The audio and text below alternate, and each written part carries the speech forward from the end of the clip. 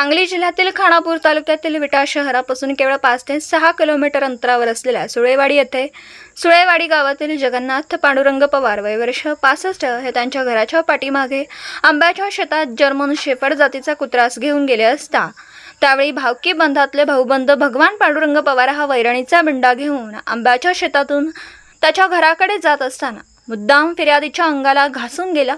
त्यावेळी फिर्यादी जगन्नाथ पांडुरंग पवार यांनी त्याला विचारले, बाजूने रस्ता आहे, मला कशाला दाखवून जात आहेस, असं म्हणत असताना याचाच राग समोरच्याने मनामध्ये धरून भगवान पांडुरंग पवार यांनी सदर फिर्यादी जगन्नाथ पांडुरंग पवार याचा शर्ट धरून त्याला ओढून फिर्यादीला खाली पाडून लाथाबुक्क्यांनी मारहाण केली। यावेळी सुवर्णा पवार या महिलेने फिर्यादी जगन्नाथ पांडुरंग पवार यांच्या छातीवर बसून बुक्क्यांनी मारहाण केली व त्या महिलेने जगन्नाथ पवार यांच्या गळ्यातील सोन्याची चैन ओढून घेतली। त्यानंतर भगवान पवार यांनी शेतात पडलेली कळकाची काठी घेऊन जगन्नाथ पवार यास पाठीमागे जोराचा मारा दिला। तर भाग्यश्री पवार या महिलेने जगन्नाथ पवार यास लाथाबुक्क्यांनी मारहाण केली।